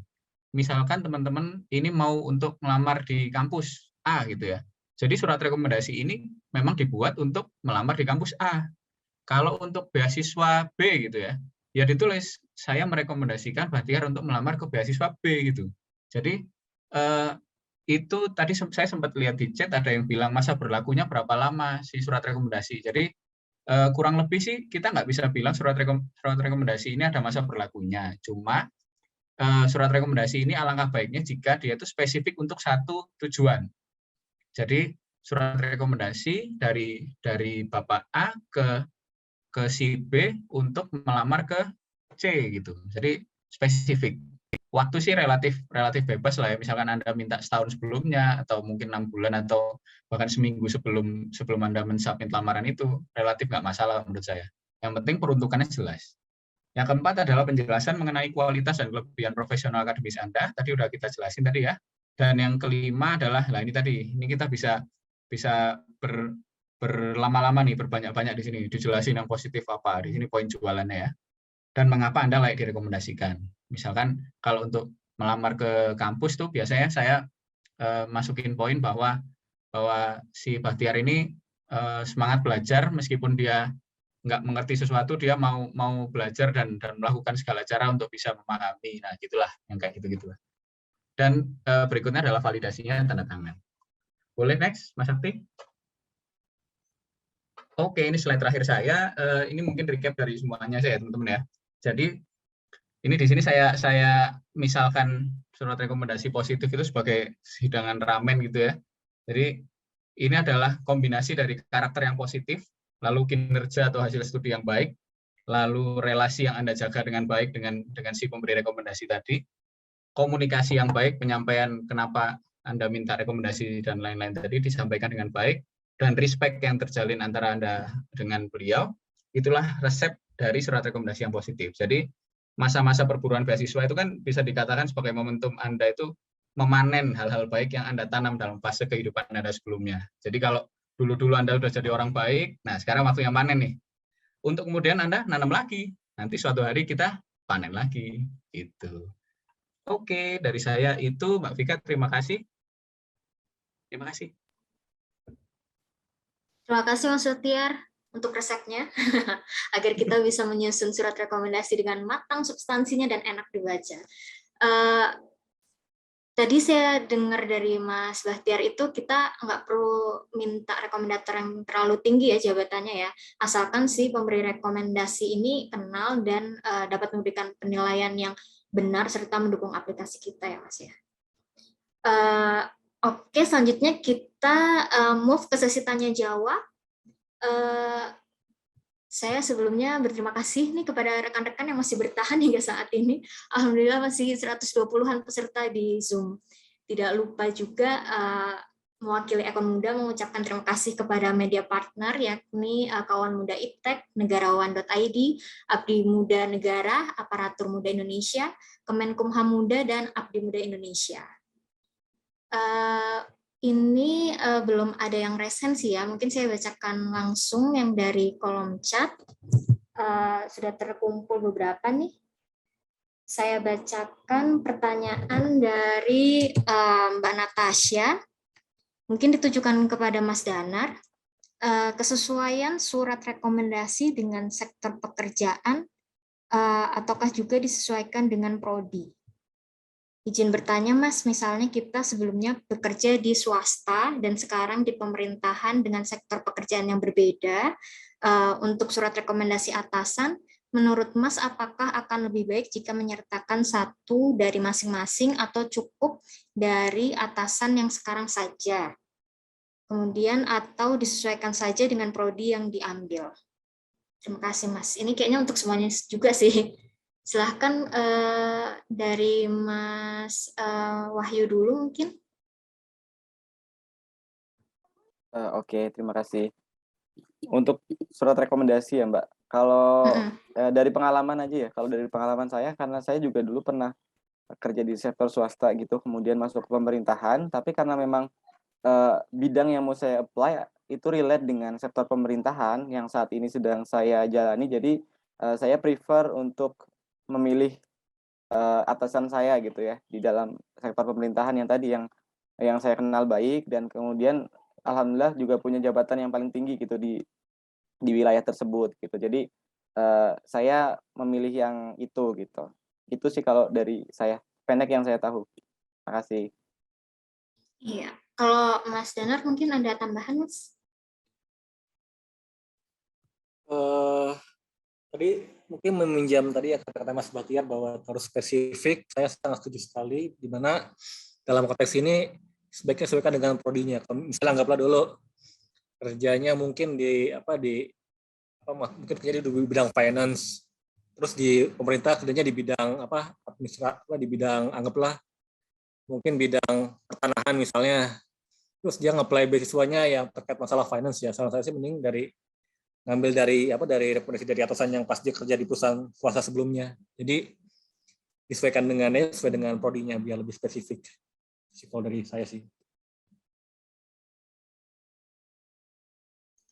Mas Bahtiar, ada tambahan, Mas, mungkin? Sama sih, Mbak. Cuman intinya mungkin saya nambahin dikit. Jadi terlepas dari mana yang cocok gitu ya. Yang paling penting adalah yang dimintain rekomendasi itu benar-benar mengenal kita, itu tadi aja poinnya sih. Jadi biar poin-poin yang disampaikan di surat rekomendasinya itu jadi bagus gitu. Gitu aja sih. Semoga menjawab ya Mbak Natasha ya. Kita move ke pertanyaan kedua nih dari Mas Odi dari Kemenkeu. Kak, kalau referee diminta untuk menjelaskan strength and weakness dari kita, sebaiknya penjelasan seperti apa yang bisa kita harapkan dari referee agar tidak menjatuhkan kita? Kemudian untuk CV akademik, apakah perlu foto? Karena beda webinar, beda contoh juga katanya. Mungkin bisa Mas Wahyu dulu, Mas, untuk membantu menjawab. Ya, saya yang CV tadi ya, yang terkait dengan foto ya. Ya memang setiap beasiswa punya ciri khasnya masing-masing ya teman-teman. Jadi harus pahami betul gitu. Karena ketika saya apply di AAS tahun kemarin ya, itu tidak menyertakan foto untuk CV-nya, dan mereka juga punya format sendiri yang lebih rigid gitu ya dibanding ya format yang saya buat lebih simpel juga sebenarnya gitu. Jadi lebih ke tergantung beasiswanya apa dan kita langsung ikut ke dia aja gitu. Karena biasanya setiap webinar pasti lebih mengedepankan pengalaman masing-masing ya, dan itu pasti di beasiswa-beasiswa yang berbeda gitu. Itu aja sih yang bisa saya jawab. Terima kasih. Terima kasih Mas Wahyu. Untuk saran memasukkan strength and weakness dari referee, mungkin ada masukan dari Mas Danar. Saya sama kayak Mas Wahyu. Oke, kalau misalnya Mas Bahtiar ada yang mau ditegasin lagi, Mas? Thank you, Mbak Vika. Jadi itu tadi sempat saya sampaikan ya, yang tadi saya bilang. Jadi kalau kita minta rekomendasi itu, kalau bisa kan yang disampaikan yang strength-strengthnya aja, weakness-nya jangan disampaikan gitu kan. Nah ini rasanya perlu disampaikan waktu kita komunikasi tadi itu. Jadi keperluannya apa, lalu istilahnya kita minta beliau untuk menuliskan apa gitu tentang kita. Jadi di situ sih kuncinya. Kalau memang relasinya udah baik dan orangnya orang yang nggak jahat gitu ya sama kita ya, insya Allah pasti yang ditulis strength-nya aja sih, ya, nggak inilah, nggak sampai hati lah mereka nulisin yang weakness-nya gitu kan, malah jadi menjatuhkan. Thank you. Iya, Mas. Terima kasih, Mas, untuk jawabannya. Emang sih ya, yang namanya surat rekomendasi mah kalau bisa itu masukkan strength-nya saja sih. Kemudian ada pertanyaan ketiga dari Mas Arif Firmansyah dari Kemenko. Beliau bertanya, saya sedang coba membuat referral letter untuk pengajuan beasiswa. Kemudian ada keterangan yakni the second letter of reference can be based on your academic performance or any type of work experience. However, it will be merit if the second letter of reference is based on your involvement in networks or civil society organization outside your regular work. Berdasarkan pengalaman, manjur nggak kalau second reference letter ini dari tempat kerja yang sama? Jadi institusinya sama mungkin gitu ya, Mas ya. Mungkin ada masukan dari Mas Bahtiar? Oke, thank you Mbak Vika. Tadi aku sempat baca nih yang pertanyaan ini. Jadi tadi selain di awal kan tadi saya sampaikan selain rekomendasi profesional ada rekomendasi akademis dan rekomendasi umum gitu kan ya. Nah, yang tadi disampaikan oleh Mas Arif ya. Mas Arif itu tadi kan yang pertama disampaikan dari profesional dari tempat kerjanya gitu ya. Nah, yang kedua it will be merit if kita sampaikan dari organisasi di luar kerjaan gitu kan ya. Nah, itu bisa diambil yang poin ketiga tadi, Mas. Jadi mungkin Mas Arif ini pernah ikut organisasi apa gitu. Kalau misalkan di lingkungan saya itu ada misalnya Perhimpunan Insinyur Indonesia gitu ya. Jadi kan kita lulus sarjana teknik dulu itu, terus ada kayak organisasinya Perhimpunan Insinyur gitu. Nah, mungkin Mas Arif pernah ikut di situ, pernah terlibat jadi pengurus apa gitu. Nah, di situ ada pimpinannya yang dulu pernah jadi pimpinannya, nggak harus yang sampai sekarang ya. Misalkan dulu pernah jadi seniornya, yang pernah tahu kualitas kerjanya Mas Arif. Nah, itu bisa dimintain sih. Jadi itu masuk ke kategori yang ketiga kalau saya bilang tadi. Kayak gitu. Mungkin Mas Danar, Mas Wahyu ada yang ditambahkan? Kalau dari saya gitu. Ya, mungkin Mas Danar ada tambahan? Ini apa sih si kelas saya ingat ini kayaknya dari ini ya Mas Arif ya, dari Swiss Institute ya kayaknya. Saya pernah apply juga kan dulu. Jadi seperti yang Mas Batia bilang juga bahwa idealnya jangan misalnya dibintanya di luar kantor ya di luar kantor, jadi jangan mungkin kalau di pengalaman mungkin kayak misalnya remaja masjid misalnya minimal atau pokoknya segala kegiatan yang mungkin terkait kita terlibat namun bukan luar, tapi kalau misalnya yang bukan di luar kantor, karena kalau dalam kantor jatuhnya malah nggak kayak mungkin kalau pada saya kayak kurang memenuhi yang diminta oleh pihak institusinya sih. Dulu sih saya sini, saya minta sama Kita Bisa karena dulu saya sempat bantu Kita Bisa dulu kan. Dan kebetulan juga alhamdulillah karena kebetulan juga CEO-nya juga teman saya juga, jadi lebih gampang lagi. Jadi kalau misalnya ada teman yang bisa bantu dan mungkin dia anggaplah mungkin kayak tua karang taruna ya mungkin coba aja di approach. Jadi kalau jangan, bisa jangan ragu lah Bu. Jadi jangan ragu lah kalau misalnya emang ada jaringan ya coba aja di approach, maksudnya ya supaya berkenan buat memberikan rekomendasi supaya sesuai dengan ketentuan bahwa harus outside of work. Jadi kalau bisa tetap beda institusi gitu ya Mas ya, tetap cari di luar institusi yang kita kerja ini. Kalau Mas Wahyu apakah ada tambahan atau sama atau berbeda mungkin pandangannya? Itu sudah lebih dari cukup Mbak, 2 dari Mas Danar dan Mas Bahtiar sih. Siap, kalau gitu kita move ke pertanyaan selanjutnya dari Mbak Maya dan Mas Fikri. Kak, apakah tiap beasiswa, misal LPDP atau AAS memberikan format untuk surat rekomendasinya?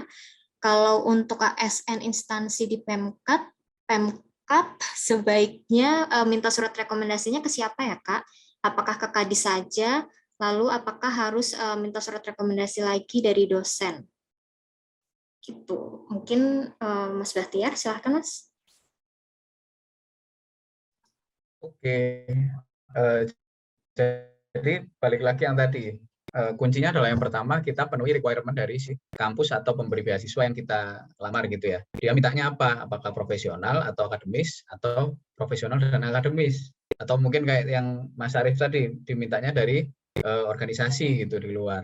Nah, setelah itu baru kita sortir kan siapa yang kita sasar nih untuk kita minta rekomendasi. Tadi Mbaknya sempat nanya apakah kadis atau atasan langsung gitu ya. Nah, itu balik lagi ke yang tadi saya sampaikan. Jadi setinggi apa jabatan yang pemberi rekomendasi itu sebenarnya nice to have aja, Mbak. Jadi itu kalau makin tinggi dan makin terkenal beliaunya itu memang jadi nilai tambah gitu ya.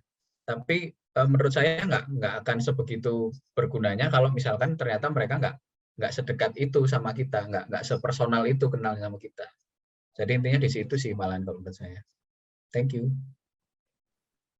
Ya, makasih Mas Bahtiar. Mungkin Mas Wahyu ada tambahan, Mas? Sedikit banget, Mbak.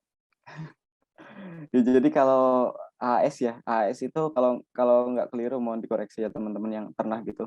Kalau di daerah itu kayak misalkan saya kan di UPT ya, di teknis itu minta rekomendasinya itu paling rendah Kakanwilnya ya.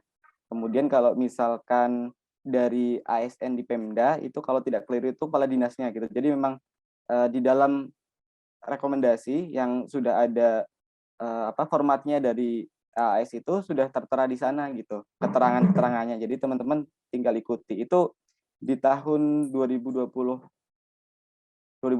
gitu ya. Jadi kalau misalkan tahun ini ternyata berbeda, saya wallahu alam ya, karena saya nggak update terkait dengan persyaratan itu. Tapi pas di tahun saya memang ada keterangan dan tertulis di situ gitu. Jadi kalau misalkan ASN di pemerintahan pusat dan berada di UPT itu Kakanwil, kalau misalkan ASN pemerintah daerah atau Pemda itu kepala dinas gitu minimal untuk ininya rekomendasinya. Terima kasih. Siap, makasih Mas Wahyu. Mas Danar mungkin ada tambahan, Mas? Sudah terwakili dengan baik oleh Mas Wahyu dengan Mas Bahtiar. Sudah sangat bagus sekali.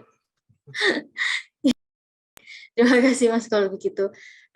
Untuk pertanyaan selanjutnya dari Mbak Nice Nurhayati. Izin bertanya, untuk rekomendasi akademis untuk dosennya kira-kira jadi pertimbangan nggak untuk pangkat dan golongan dosennya? Oh, ini udah dijawab sih ya tadi ya Mas ya. Kalau bisa ya yang mengenal kita aja. Kalau kata Mas Bahtiar tadi nice to have, kalau misalnya mereka ternyata berjabatan tinggi kayak Mas Bahtiar, tiba-tiba ternyata dosen yang kemarin jadi apa rektor ya Mas ya, kalau nggak salah tadi. Dekan, rektor. Lumayan banget itu. Tapi yang penting kenal sama kita ya. Kemudian pertanyaan selanjutnya dari Mas Andi Mutia. Ini Mas atau Mbak ya? Andi Mutia Azara. Izin bertanya, jika kita ingin mendaftar ke beberapa beasiswa, apakah dibenarkan jika kita meminta satu reference letter yang bersifat umum dan mengirimkan surat yang sama ke semua aplikasi beasiswa dengan alasan efisiensi? Apakah hal ini dapat mempengaruhi probabilitas diterima oleh recruiter? Terima kasih. Gitu. Mungkin Mas Danar yang punya pengalaman apply beberapa beasiswa, Mas? Kalau dari pengalaman saya sih, saya selalu bikin spesifik ya. Pada intinya sih bisa pada intinya. Cuman sangat nggak disarankan karena pada umumnya aku tuh selalu membaca ya. Jadi kalau misalnya dia melihat ini kayak terlalu general dan terlalu umum ya, yang ada malah bisa backfire sih. Jadi sebaiknya sih walaupun ini bisa, tapi menurut saya agak kurang disarankan karena jadinya kurang personal, kurang spesifik lah seperti yang Mas Bahtiar bilang tadi. Jadi ya sebaiknya hindari sih. Walaupun bisa tapi sebaiknya dihindari. Terima kasih. Mas Bahtiar atau Mas Wahyu mungkin ada tambahan, Mas? Monggo Mas Wahyu, mau. Saya sama dengan Mas Danar sih. Jadi memang bagusnya memang sendiri gitu ya, karena saya dari pengalaman juga daftar di 4 beasiswa itu juga beda-beda gitu, karena memang setiap beasiswa itu punya keunikannya sendiri ya, dan jurusan juga punya keunikannya sendiri terkait dengan programnya yang ditawarkan. Jadi semakin spesifik itu semakin bagus gitu. Makasih. Oke, izin nambah dikit ya Mbak Vika. Jadi tadi saya juga sudah sampaikan bahwa surat rekomendasi ini bagusnya memang spesifik. Jadi diberikan oleh siapa, merekomendasikan siapa, untuk keperluan apa gitu kan. Nah, itu idealnya sih begitu. Cuman sebenarnya sih pasti akan ada cara-cara untuk ngakalin gitu ya dalam tanda kutip. Kalau teman-teman lagi berburu banyak beasiswa misalkan dilamar semua gitu kan, atau banyak kampus gitu dilamar. Tapi ya di situ pinter-pinternya teman-teman dalam nulis dan dalam komunikasi dengan si pemberi rekomendasi tadi, bisa nggak bikin kata-kata yang kira-kira bisa nembak semuanya gitu dalam satu ini. Soalnya kan misalnya gini, let's say gini ya, misalkan saya merekomendasikan Bahtiar untuk melanjutkan pendidikan di program master di kampus A gitu ya. Nah, misalkan kampusnya banyak nih yang dilamar sama teman-teman. Bisa nggak kira-kira kata-katanya diakalin? Jadi misalnya gini, contoh nih ya, contoh. Saya merekomendasikan Bahtiar untuk melanjutkan pendidikan di tingkat magister di kampus Bapak. Nah, misalnya gitu. Misalnya contoh, kan itu jadi general. Cuman ya balik lagi, kalau pengalaman kita sih kayaknya efektivitasnya lebih nembak yang tadi sih, kalau spesifik sih itu akan lebih tepat sasaran gitu sih kayaknya. Berarti kalau bisa effort dikit gitu ya Mas ya untuk bikin Kayaknya sih beberapa gitu, surat Mbak. Betul. untuk bikin beberapa surat Atau yang mungkin bisa spesifik. diakalin, betul. Atau mungkin bisa juga diakalin gini. Kita minta ke satu orang nih, ke dosen. Kita minta aja, Bu, saya minta 5 dong, Bu. Ini satunya buat ke kampus A, satu kampus B, satu misalnya gitu. Dan itu rasanya nggak susah kalau misalkan memang kita kenalnya benar-benar kenal personal tadi itu kan. Nah, jadi balik lagi Iya. ini memang seni berhubungan sama orang sih memang gitu, teman-teman. Tips dari Mas Bahtiar ya. Kalau mau spesifik ya udah sekalian bikin 5, ajukan semuanya. Yang penting spesifik bisa mendukung aplikasi kita. Kemudian pertanyaan selanjutnya dari Mbak Rafika Sinaga untuk Mas Wahyu nih Mas. Kak, kalau kita tidak ada sama sekali prestasi, bagaimana membuat CV yang bagus supaya menarik gitu? Kepada Mas Wahyu, silahkan Mas.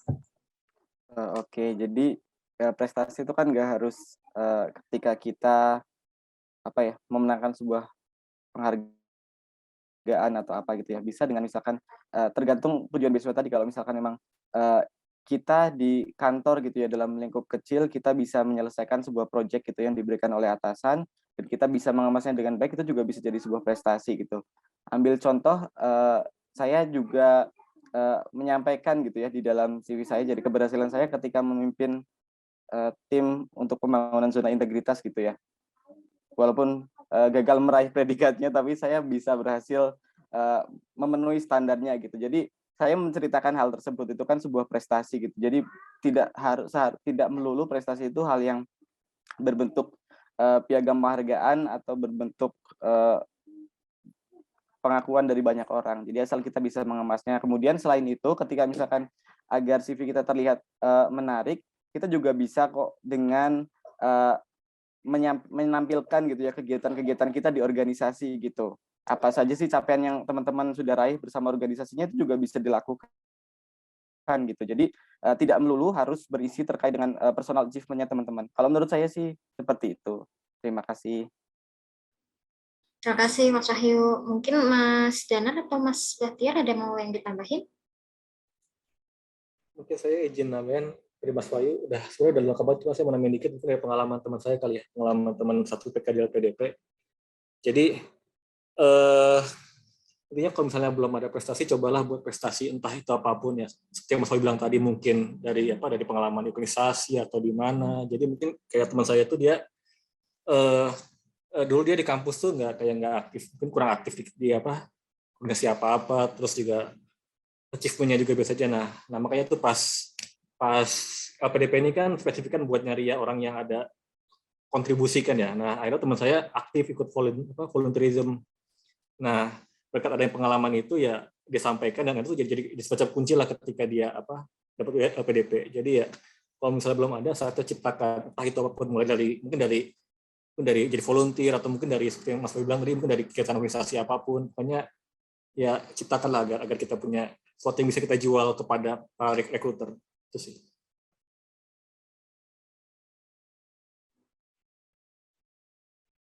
Mas Bahtiar ada tambahan? Cukup? Sepertinya gangguan koneksi lagi Mas Bahtiar. Kita move ke pertanyaan selanjutnya mungkin ya dari Mbak Nazala. Izin bertanya, beberapa surat rekomendasi diminta untuk mencantumkan email dari recommender. Saya pernah dengar kalau bisa domain emailnya itu adalah domain official. Tapi banyak referee yang saya kenal masih menggunakan @gmail.com atau @yahoo.co.id. Berdasarkan pengalaman, apakah hal tersebut mempengaruhi validitas dari si recommender? Mungkin Mas Bahtiar mau duluan, Mas, menjawab? Oke, terima kasih. Ini saya tadi lagi ngetik nih, sebenarnya mau balas ke Mbak Nazala. Jadi kalau pengalaman saya sih sedikit banyak ngaruh ya Mbak ya. Jadi itu yang tadi saya bilang tuh. Jadi surat rekomendasi itu pas kita minta ke beliau-beliau itu sifatnya nggak resmi. Tapi ketika udah jadi surat rekomendasinya itu bisa jadi surat resmi, gitu kan ya. Bisa jadi pakai kop surat, bisa jadi dia membawa nama institusi, termasuk email gitu. Jadi zaman dulu itu saya pernah pas masih belum banyak online kayak sekarang nih, surat rekomendasi kayak gitu-gitu tuh untuk keperluan apapun ya, itu masih dikirim berupa surat fisik. Nah, itu kan jadi belum main email ya zaman dulu ya, belum main email, sehingga untuk menunjukkan bahwa si surat ini membawa nama institusi itu cukup pakai kop surat sama mungkin stempel basah gitu kali ya. Nah, sekarang karena hal-hal itu mungkin sudah makin kabur gitu ya, jadi udah nggak mandatori lagi.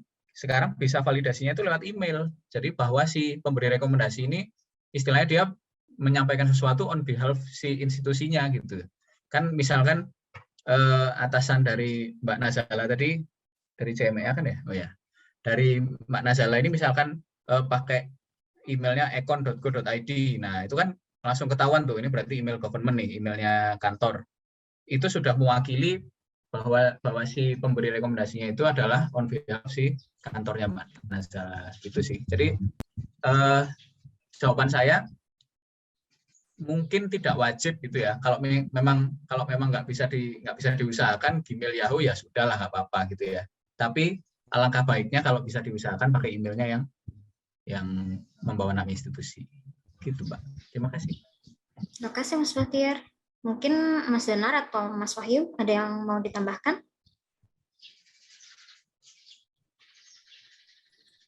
Mungkin tambahin kita. Jadi kadang-kadang tuh saya ingat tuh saya hampir apply, saya lupa Edinburgh apa UCL, saya lupa dulu. Saya hampir apply. Jadi itu suatu dia kayak jadi itu dari pihak kampus itu bakal ngirim email ke yang ngasih kita rekomendasi.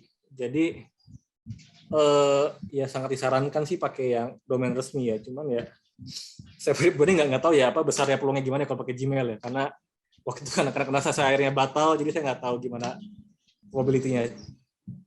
Tapi kadang-kadang email ini dipakai ketika pihak kampus yang kita incar untuk mau mengecek kualitas dari pemberi rekomendasi kita. Terima kasih Mas Danar. Mas Wahyu, mau ada tambahan? Sudah cukup Mbak. Cukup ya Mas ya. Ini ada pertanyaan dari Mbak Ervina. Izinkah bertanya, jika saat ini sedang menempuh kuliah S2 di dalam negeri dengan biaya pribadi, namun mau apply beasiswa dan melanjutkan S2 ke luar negeri, apakah memungkinkankah untuk daftar atau harus menyelesaikan S2 saya dulu? Dan apabila sudah menyelesaikan S2 di dalam negeri, apakah masih memungkinkan untuk diterima jika mau apply beasiswa untuk studi S2 lagi di luar negeri? Silakan mungkin Mas Bahtiar mungkin. Ya. Oke, makasih. Ini mungkin lebih tepat ditanyakan ke si pihak yang berwenang ya, maksudnya pemberi beasiswa. Misalkan LPDP-nya, AS ya AS-nya atau yang lain gitu kan. Kami sih biasanya cuma ngomong ya. Jadi dipelajarin lagi dan mau ditanyakan sebenarnya ada di buku panduan sih. Kalau LPDP itu ada kayak buku panduan gitu kan ya, buku panduan penerimaan beasiswa tahun ini gitu, dan itu diupdate setiap tahun.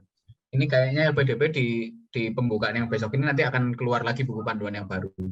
Nah, di situ akan ada terms and condition-nya tuh. Kalau kita apply buat beasiswa S2 misalnya, bisa nggak kalau kita sedang menempuh S2 yang lain, apakah bisa, apakah harus menyelesaikan dulu, ataukah yang udah punya S2 nggak boleh ngelamar S2 lagi. Nah, itu mungkin ada yang kayak gitu-gitu tuh, cuman saya kurang paham sih aturan yang terbaru seperti apa. Cuman kalau nggak salah, kalau sekarang sedang menempuh itu kayaknya nggak boleh deh, seingat saya ya. Tapi minta tolong dicek lagi ya teman-teman ya. Boleh dicek lagi ke yang bersangkutan sih, yang lebih berwenang menjawab. Terima kasih. Terima kasih Mas Bahtiar. Mungkin Mas Danar atau Mas Wahyu ada yang mau ditambahkan? Saya deh Mbak. Ya. Jadi mungkin ini ya, maksudnya benar kata Mas Bahtiar tadi, jadi langsung harus paham betul gitu ya terkait dengan terms and condition-nya, dan sejauh tidak ada larangan berarti boleh, gitu aja sih. Siap, terima kasih Mas Wahyu. Kalau berdasarkan pengalaman saya kemarin sih ya, LPDP 2021 sih, kalau misalnya sedang dan sudah S2 nggak boleh. Cuman info-infonya, kalau LPDP kan dinamis ya, term and condition-nya bisa berubah tiap tahunnya. Mungkin yang besok ini bisa dilihat TNC-nya di booklet yang akan diupload besok mungkin ya. Kalau untuk KAS sih info-infonya sih boleh sih. Jadi udah pernah S2 mau S2 lagi kayak gitu. Tapi kalau untuk membiayai di tengah-tengah studi sih sepertinya nggak bisa ya. Sama seperti Mas Bahtiar tadi, mungkin bisa dicek di booklet selanjutnya. Oke, tidak terasa sudah 75 menit acara berlangsung, lebih bahkan ya. Kini kita sudah di penghujung acara. Terima kasih banyak kepada para narasumber, Mas Danar, Mas Danar Andito, Mas Muhammad Hanif Bahtiar, dan Mas Wahyu Saifuddin. Terima kasih atas sharing experience, tips and tricks-nya dalam menyusun CV dan surat rekomendasi kepada kita semua. Terima kasih kepada rekan-rekan peserta tentunya yang setia hingga kini. Semoga webinar hari ini menjadi amal ibadah bagi kita semua. Semoga ilmunya bermanfaat bagi kita semua. Amin. Terima kasih juga kepada media partner, Kawan Muda Iptek, Negarawan.id, Abdi Muda Negara, Aparatur Muda Indonesia, Kemenkumham Muda, dan Abdi Muda Indonesia. Teman-teman boleh follow Instagram dan platform komunitas-komunitas tersebut karena informatif dan menghibur. Jangan lupa juga upload testimoni webinar hari ini atau sharing poin-poin yang didapat dari webinar hari ini di story atau feed Instagram, kemudian tag kami di @ekonmuda. Akhirnya webinar seri Scholarship Week 2022 sesi keempat hari ini telah berakhir. Bagi yang terlewat, bisa melihat ulang rekaman webinar hari ini dan minggu-minggu kemarin dengan tema-tema yang berbeda langsung ke YouTube Ekon Muda. Jangan lewatkan juga untuk mendaftar di webinar series kelas selanjutnya. Webinar terakhir dari rangkaian Scholarship Week akan diselenggarakan di minggu depan. Jalan-jalan ke kota Mekah, tidak lupa memakai sorban. Mohon maaf atas segala salah, juga khilaf mohon dimaafkan. Mewakili seluruh panitia dari Ekon Muda, kami undur diri. Sampai jumpa di webinar series Scholarship Week selanjutnya. Selamat siang.